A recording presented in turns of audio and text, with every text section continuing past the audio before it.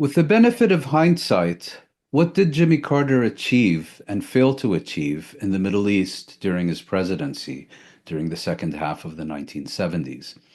Welcome to Connections, the Arab Studies Institute interview program. I'm Mouin Rabbani, and for this episode, we're delighted to be speaking with Jørgen Jensehaugen, author of Arab-Israeli Diplomacy Under Carter, the U.S., Israel, and the Palestinians. Dr. Jørgen Jensehaugen, it's a real pleasure to welcome you to Connections. Thank you very much. I'd like to start at the beginning of Carter's presidency. Unlike many of his predecessors, Jimmy Carter entered the White House with a clear agenda for the Middle East. It was also an agenda that went beyond securing U.S. dominance, weakening Soviet influence, and strengthening U.S. client regimes, kind of the traditional approach of many of his predecessors. How would you characterize Carter's agenda, and what were his primary motivations in your view? I think the best way to start describing that approach is to start by the fact that in many ways he was the anti-Kissinger. And the irony of it is he kind of ended up completing the Kissinger project, which really goes to a tension I focus on in the book, which is the fact that what he came in wanting to do and what he ended up achieving are really, I wouldn't say diametrically opposed, but they're really in opposition with each other. So the Kissinger approach was very much what you described. It was basically kind of isolate individual Arab states, make them negotiate piecemeal agreements with Israel. Separately and bilaterally. Yeah, exactly. And this is called the step-by-step approach. And it was based on both the fact that by allowing Israel to negotiate with Arab states separately, you'd weaken the Arab states, so Israel's negotiating position was better. But this would also allow the US to squeeze out the Soviet Union.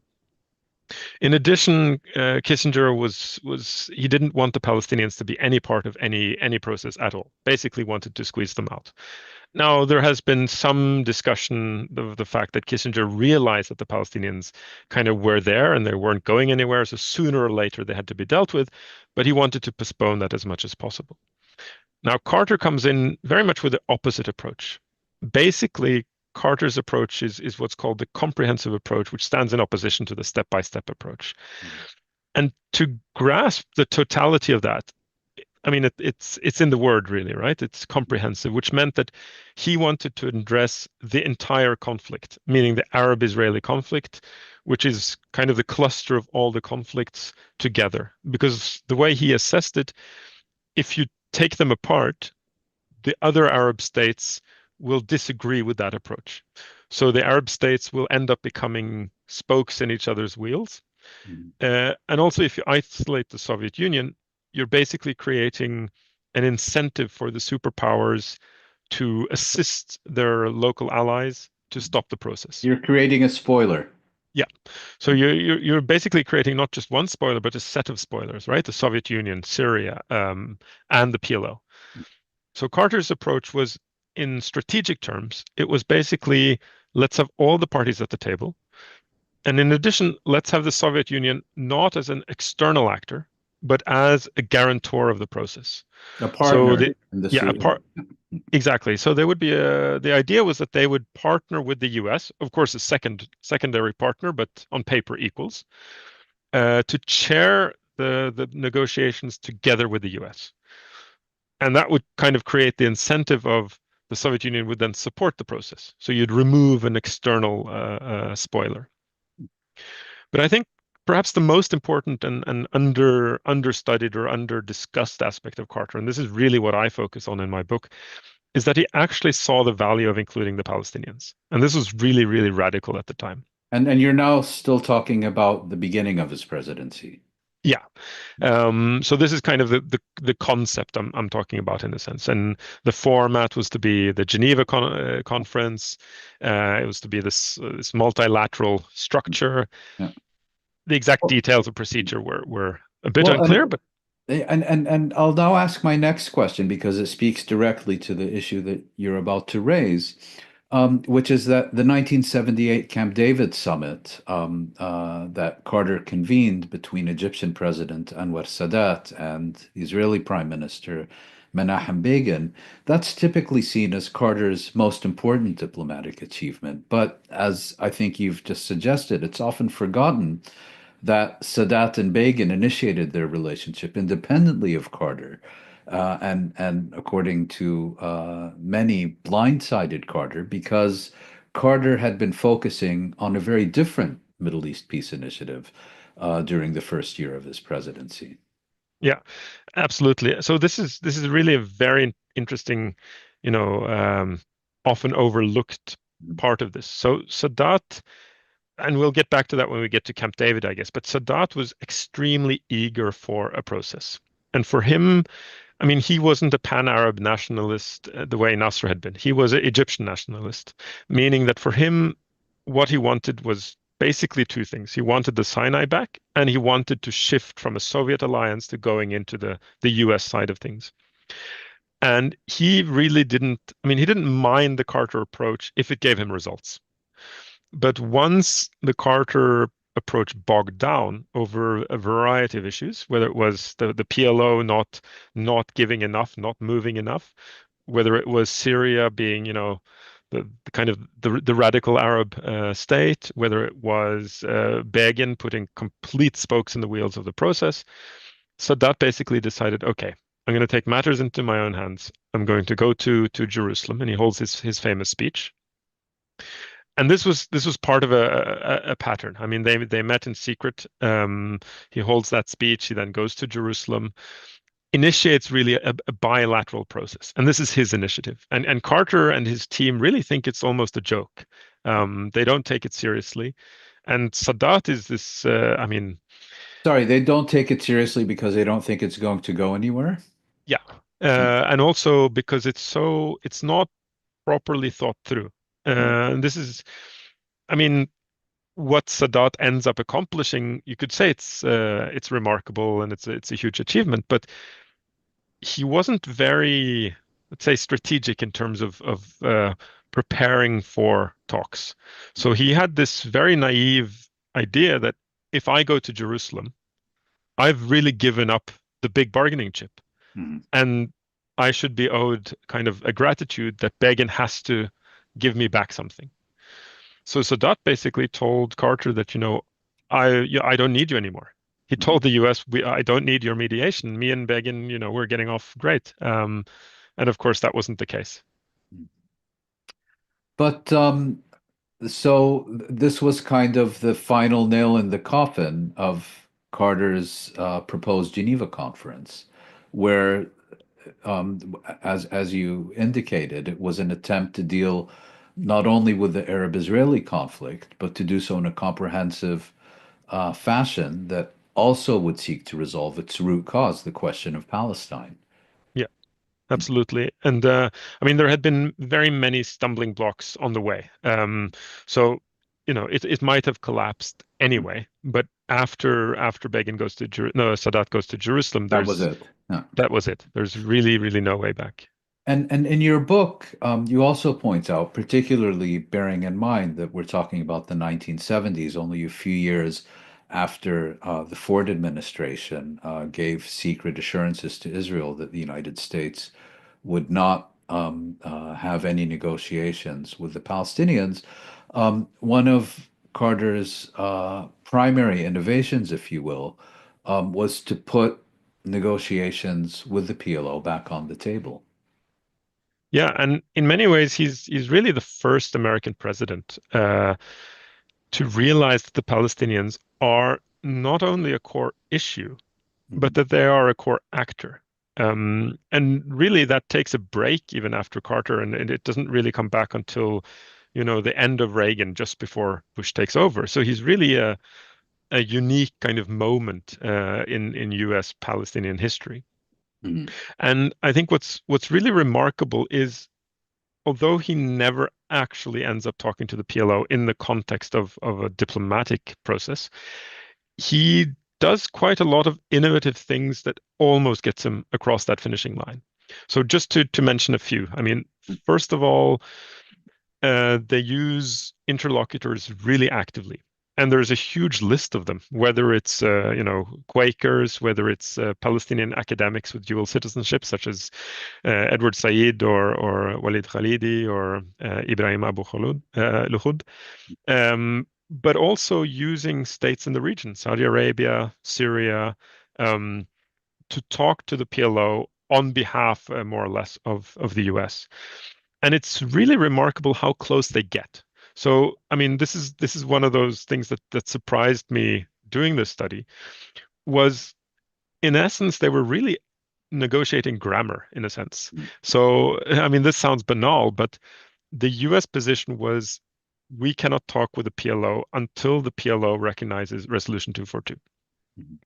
Now, Resolution 242 is a bit of a catch-22 for the Palestinians. It doesn't mention them. Yeah, it doesn't mention them, and it talks about states, and the Palestinians are not a state. So they're kind of in this double bind, in a sense, where if they recognize Resolution 242, they're basically saying we're not a party to the conflict. And if they don't recognize it, they can't be party to a conflict because all mediation is based on Resolution 242. So Carter actually goes beyond what's really kind of the mandate of talking to the PLO. He says, okay, I understand the problem with you accepting 242. So my offer to you, he doesn't talk directly to the PLO, but he says, if you say we recognize Resolution 242, but we should be included as a party. So acceptance first, and then a conditionality. And the PLO respond by saying, that's not quite good enough for us. We want to say, had 242 recognized us, we would recognize it. So the conditionality first and then the recognition. And that's not enough for Carter. So, and because of all these intermediaries, things get lost in the way, and there's the internal dynamics within the PLO. There's Begin, who's a real hardliner, which makes the PLO less willing to concede. And there's the delays with all these intermediaries. So they just don't manage to get across the finishing line. But that's how close they are. Yeah.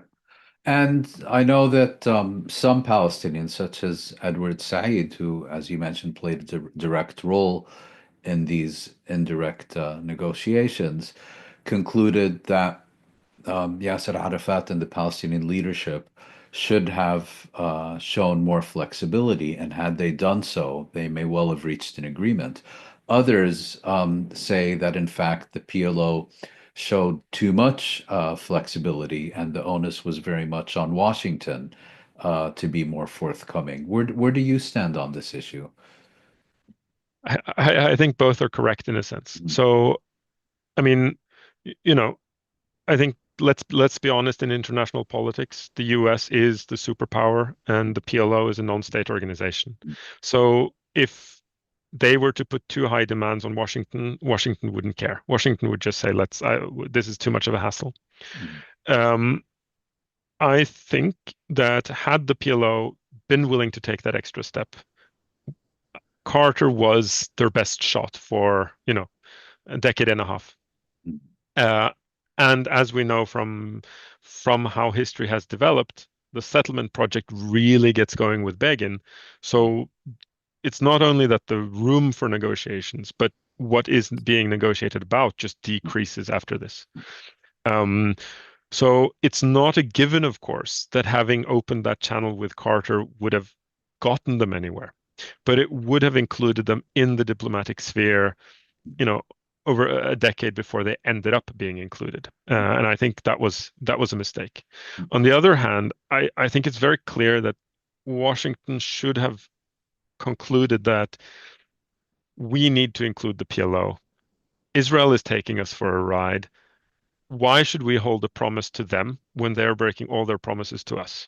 So given that Carter's vision included talking to the PLO, and he wanted to make this move, then he should have taken a step further. And in fact, in 1979, he effectively fired his UN ambassador, Andrew Young, for holding meetings with the PLO that Carter insists were unauthorized, but that I think Young and others have suggested the White House was aware of, but didn't want them to become public. Yeah, I think that's right. It was, and by 1979, Carter was in a very different place than he Yeah, was in 1977. yeah, Um, but I think he very much wanted that dialogue, and it's very clear from reading, the internal documents of his administration that they wanted this to succeed, but they failed. And I think they were too rigid in kind of the parameters that they accepted for whether this was allowed or not allowed. I right. mean, this is goes back to the kind of Carter as the anti-Kissinger. Kissinger was the kind of politician that could make a promise and then break it if that was to his benefit. On the same day, if necessary. Exactly. Whilst Carter is very much, or was very much, the moral president. And so once the US had this commitment on paper, a promise to an ally, he wasn't going to break it. Yeah. He could bend it to get to a point, but he was not willing to break promises. Well, you were mentioning promises and settlements, and that brings me to my next question, namely that Carter went to his grave insisting that the Israeli Prime Minister, Menachem Begin, deceived him at Camp David regarding the expansion of Israeli settlements, that he had a commitment from Israel not to expand settlements, and then Israel went ahead as if no such commitment had ever been made. What is your assessment of Carter's claims in this respect? And secondly, if you think Carter was right in having been Mm, deceived, given that he felt so strongly about this issue and taking into consideration the enormous power at his disposal, I mean, you were just referring mm. to the US being the superpower in relation to the PLO, why didn't Carter use the leverage at his disposal to ensure Israel's compliance with what he understood to be Begin's commitment Mm. at Camp David? So I actually really had to go back and read what I wrote about this because I did a real thorough assessment of this question because I think it's really one of the essential questions at Camp David. Mm. And as we know from how history developed, the settlement issue becomes a huge issue. I mean, back then it was accelerating, but it was not anything close to what we're seeing today. Basically, what happens, and I think we have to get to this. I mean, my answer is yes, Carter was duped. But in a sense, he was duped due to exhaustion and not due to one concrete lie. So if we break down the 13 days at Camp David, Mhm. they start out with a text written by the US team. And that text goes, first to the Israelis, they get comments, they take it back, they amend it, and they send it to the Egyptians. Camp David is remarkable in the sense that even though it is a summit with both states present, and it is at the president's cabin, it's not actually bilateral negotiations because Sadat and Begin had such bad chemistry that every time they talked to each other, things almost collapsed. Mhm. So it became like shuttle diplomacy. It's just that they were close to each other. um, but what happens throughout these 13 days is the Israelis really start chipping away at anything to do with Palestine, both as a territory, West Bank, Gaza, East Jerusalem, but also, of course, the Palestinians as an actor in negotiation. So basically, what happens is all Palestinian aspects of the text are just chipped away and chipped away and chipped away. And what happens is Begin has this technique, which is very legalistic. He takes the controversial themes where he doesn't want to give in, but where he realizes that the US demands that he gives in, or Sadat demands that he gives in. So when he concludes that it's impossible to completely remove these aspects from the treaty, he makes sure that they're side letters. And the point being that if something is in a side letter, it has less legal value than something that is actually in the treaty. Mhm. So this happens with Jerusalem. For instance, Jerusalem is mentioned in a side letter that mentions a previous US policy. So rather than having East Jerusalem is occupied in the treaty, it says on East Jerusalem, see the side letter. And the side letter says, Carter confirms that the US policy relating to another treaty is still valid. So what happens on the last day, Carter demands a settlement moratorium. And Begin looks at the proposal for the settlement moratorium, and the settlement moratorium says that no new settlements will be built while we're negotiating the so-called self-rule proposal for the Palestinians. Begin more or less says he'll think about it. Now, he'll think about it does not mean I accept this. It means he'll think about it.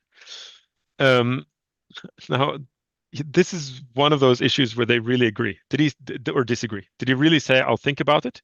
Or did he say, I'll come back to you with a proper letter? Here they disagree, and it's impossible for us to know. But So the what it's letter, basically a he said, she said yes, situation. yeah. But Carter accepts, and I think this was a big, big error on his part. He accepts, we've got the deal. I trust that I'll get the letter committing to a settlement moratorium tomorrow. When Begin returns with the settlement moratorium the next day, it says it refers to the negotiations of the peace treaty and not the self-rule proposal. The peace treaty is a 3-month process, not a 5-year process.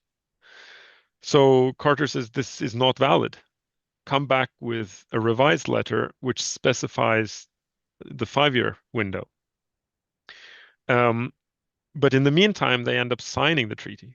And when the letter comes back, it's still the 3-month window. And then after that again, Begin builds or expands existing settlements. And he says, no, I talked about new settlements. I'm not going to build new ones. I'm just expanding old ones. So, I mean, this is really kind of the Begin textbook. He was, we can vilify him for what he did in Beirut and for being a terrible person to negotiate with. But as kind of a diplomat, he excelled. I mean, he really outmaneuvered his opponents. He really had this uncanny ability to put the U.S. president in a bad position and win. But please go ahead. No, I was going to say, I mean, to your second question, could Carter have done more? Well, it's not so much about whether Carter could have done more. Clearly, he could have. Question is more, given Carter's strength of feeling about this, why didn't he do more? Yeah, I think that's an extremely valid point. And what I land here on this, I had a discussion in a book review series with Bill Quant about this.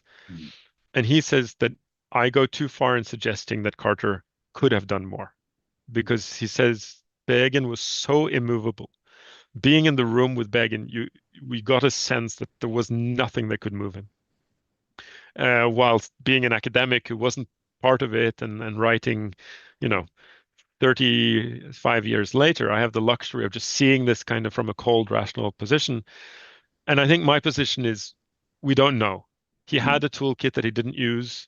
We don't know how it would have worked or not. But I get Bill Quant's point. Begin was really immovable. And I think perhaps at this time, Carter was already facing a primary challenge from Ted Kennedy, and the election season was almost upon us. Yeah. And I think it also cuts, I mean, I mentioned this about being exhausted as a point already. I mean, taking 13 days off the president's schedule to just sit in a cabin and negotiate with Sadat and Begin and dealing with nothing else in the middle of the Cold Worse War. than death, if you ask me. Yeah, exactly. And so there was this exhaustion. And I think this is very common in mediation, where you might start out with a position. You might start out with clear red lines, and then you get to a point where you think any deal is better than no deal. A bad deal is better than no deal. I think this is a very natural kind of mediation situation Just get me out of here. yeah, just get me out of here. Just sign the dotted line, cross the T's. Um, but I think it also very much has to do with the dynamic between Sadat and Begin, that Carter realized that no matter the US kind of power position, that dynamic was so unfortunate for the US's ability to pressure. Because Sadat was almost, I mean, Sadat was willing to give everything that had to do with the other Arab states and Palestine away As as long as he long as he got got Sinai back. Sinai back and an alliance with the US. And So he insisted on getting every last square inch of Sinai back up to and including Daba, which Israel insisted was not part of Sinai. And I think the only concession Egypt made in its peace treaty with Israel was to refer that to international arbitration. And I think it was around 1999 or 2000, that arbitration was finally completed. And the International Court of Justice, I believe, was the one ruling on this, ruled that Taba was indeed part of Egypt prior to 1948, and Israel had to then evacuate and return it. yeah, exactly. And so the position of Sadat was he was willing to give anything to get what he wanted. Begin, on the other hand, had the position that he was not going to give away the West Bank. He was not going to give away Jerusalem. He was not going to give the Palestinians a voice or national rights. And anything that impeded on those points, he was willing to toss away everything. So if the demand was peace treaty, but you have to concede on the West Bank, then there was no peace treaty. So he was And prepared to sacrifice the prospect of a peace agreement with the most powerful Arab state in order to maintain the occupation and colonization of occupied Palestinian territory. exactly. So, and I think it's really important to underline this. Begin's ideological rigidity was really what torpedoed the comprehensive process. I mean, we can talk about all these other details of how Carter clumsily handled the so-called U.S.-Soviet joint communique, how he didn't open the channels with the PLO, how Sadat undermined him, how Syria was being difficult.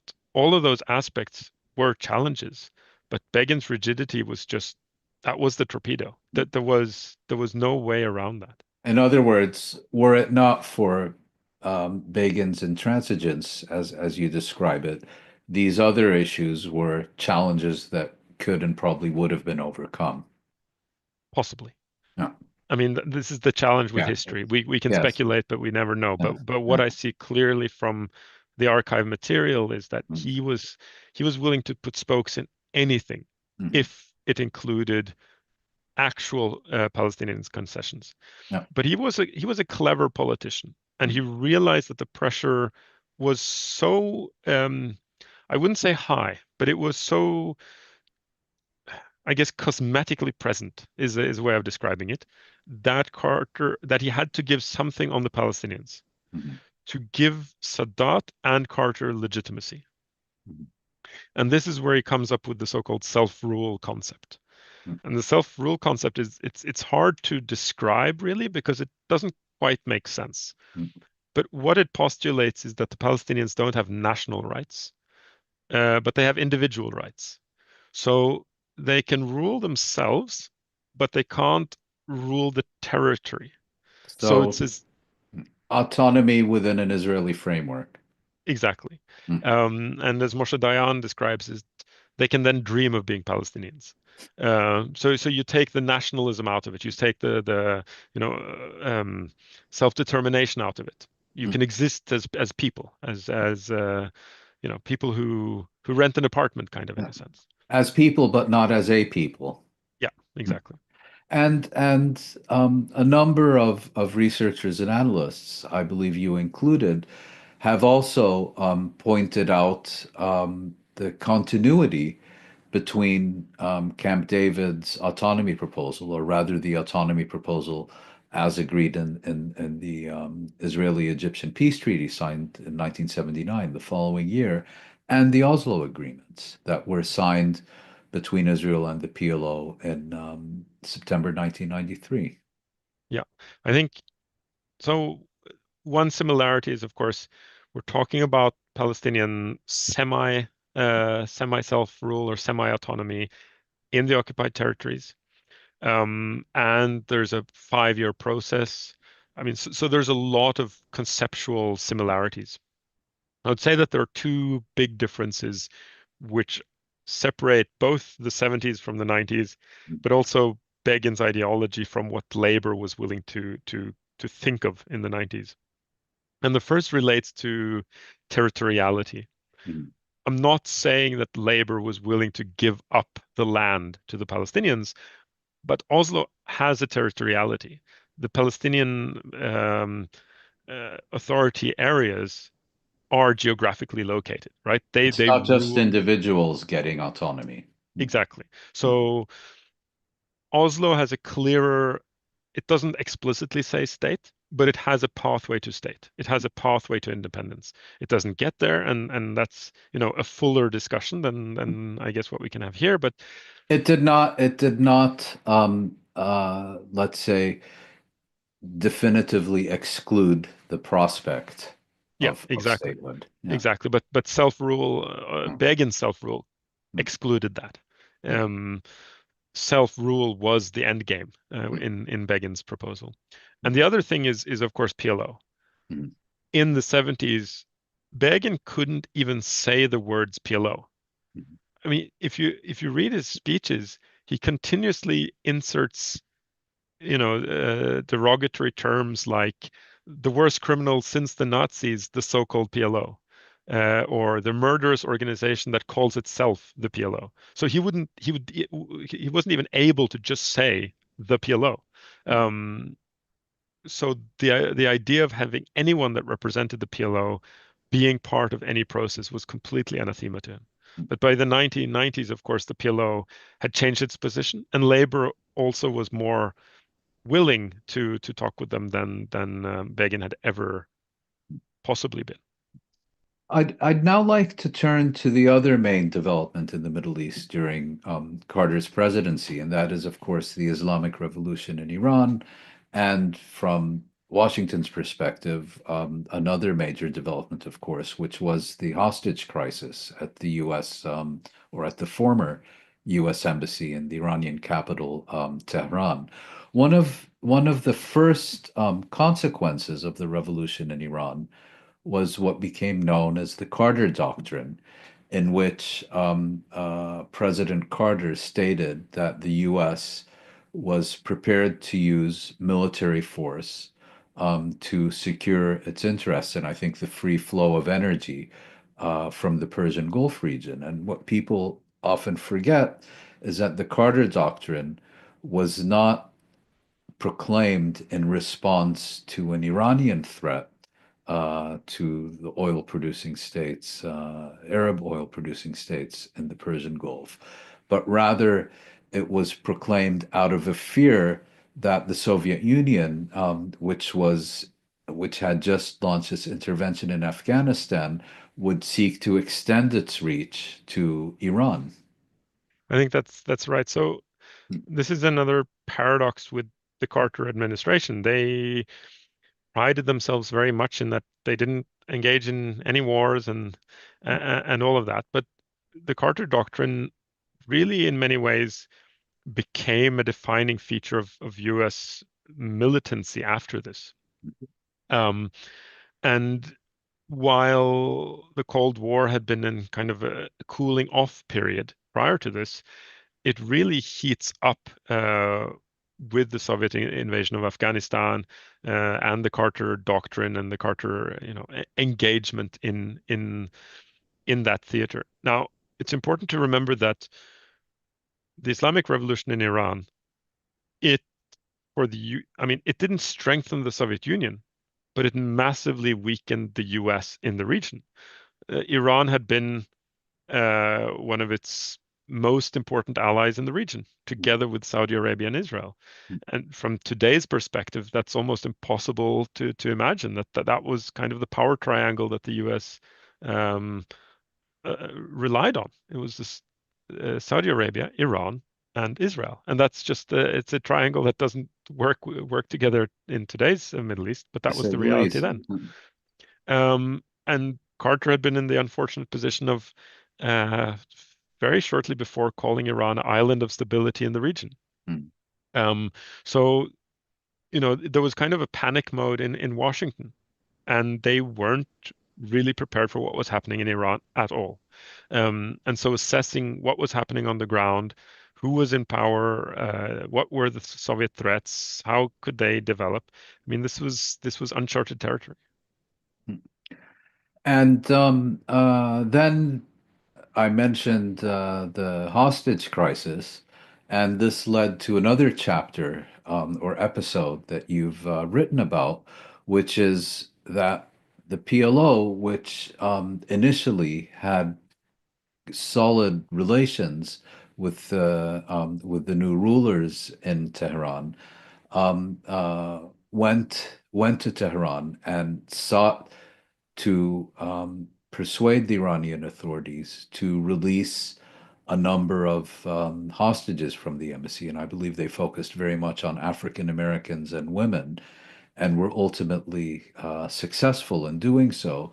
And part of Arafat's calculations was that there would be some kind of return favor, if you will, some quid pro quo from the Americans that might include also direct contacts. But this, of course, never materialized.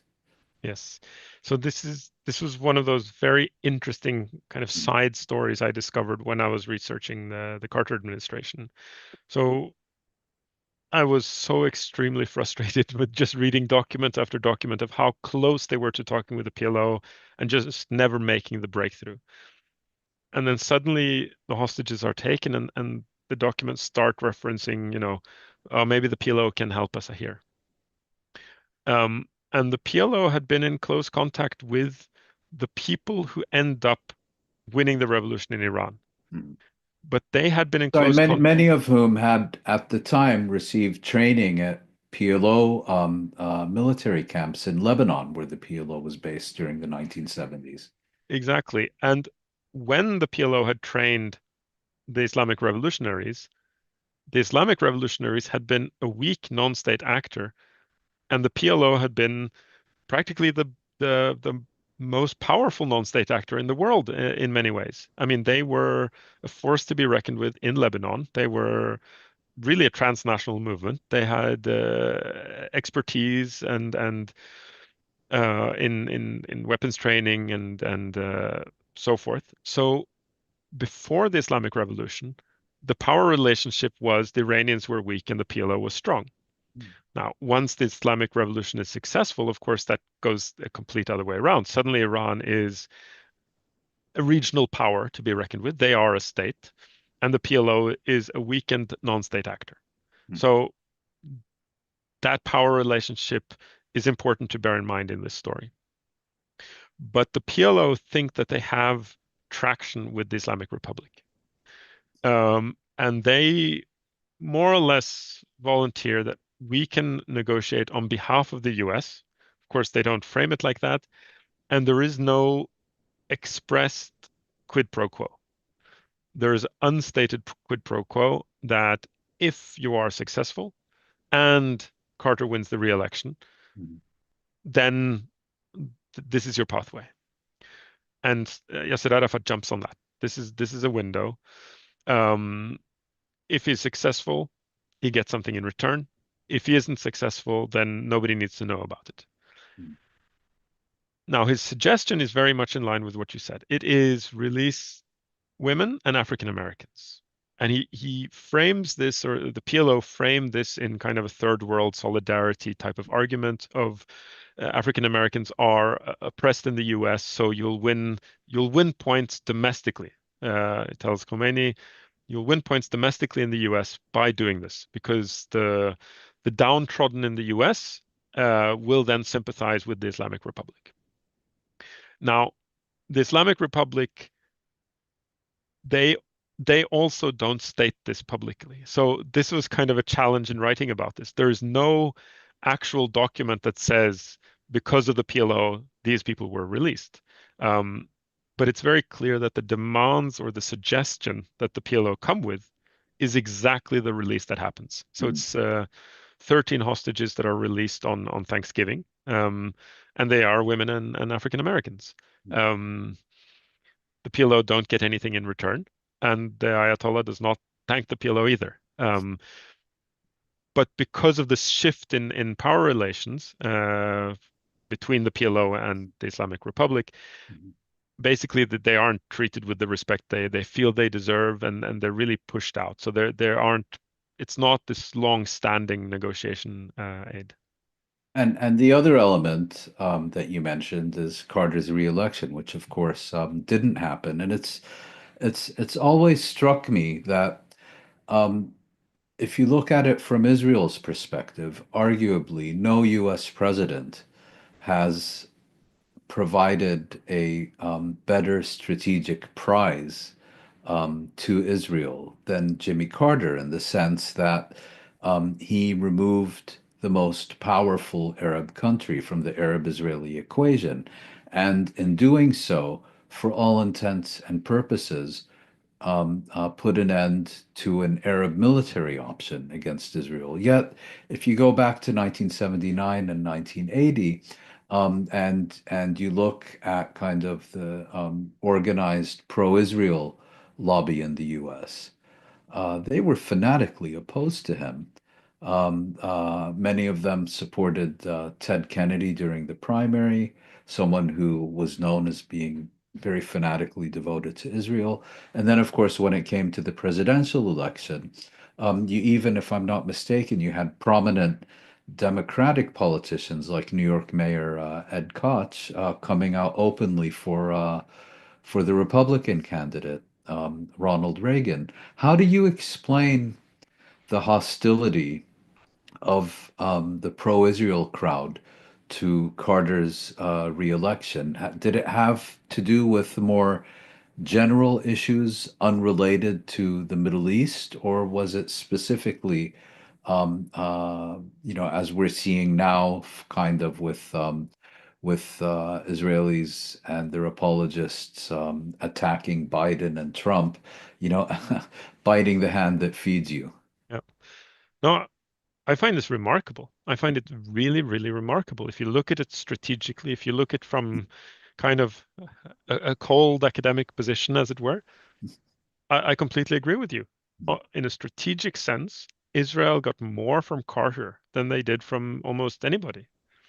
After that, of course, Israel has been at war, but with non-state actors. They've been at war with the PLO, with Hamas, with Hezbollah, with Islamic Jihad, but they've not been at war And if I with. can interrupt you, I think most people who've looked at this, and not even that closely, have concluded that in the absence of the peace treaty with Egypt in 1979, there would have been no invasion of Lebanon in 1982, and certainly not up to the gates of Beirut and a siege of several months.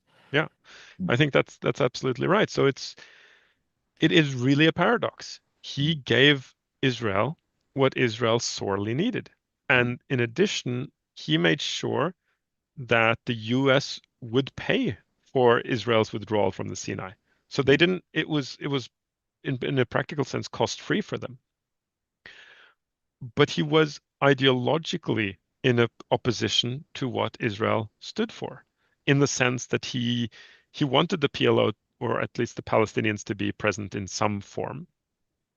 He demanded the settlement moratorium. He was rather vocal in his critique of Menachem Begin. The famous Soviet-US joint communique where they talk of Palestinian rights. In 1977. Yeah, and that was one of the Yep.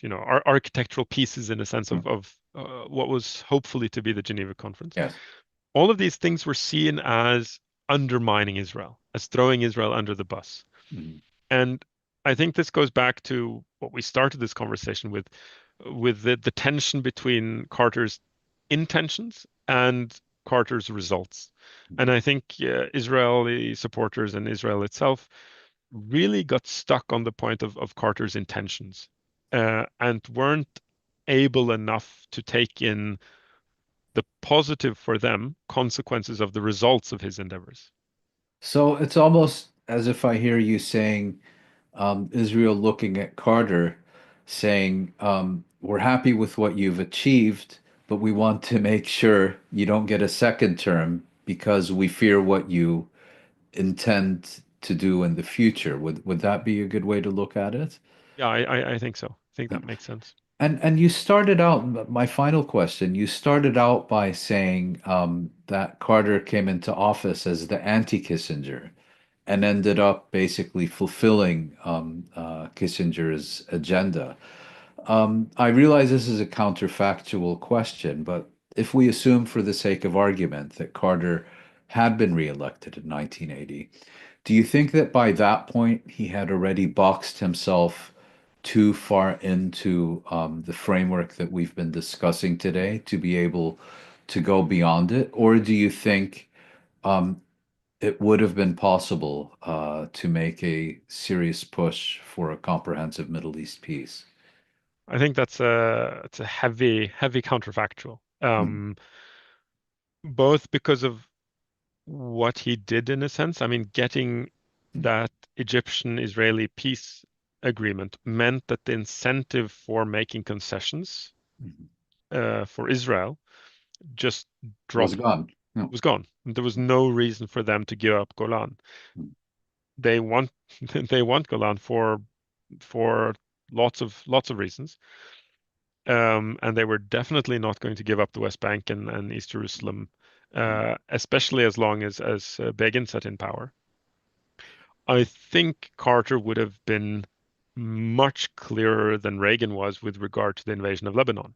I And mean, and here I just want to interrupt you, saying we have a precedent, of course, because 1982 was not the first Israeli invasion of Lebanon. The first Israeli invasion of Lebanon was in 1978.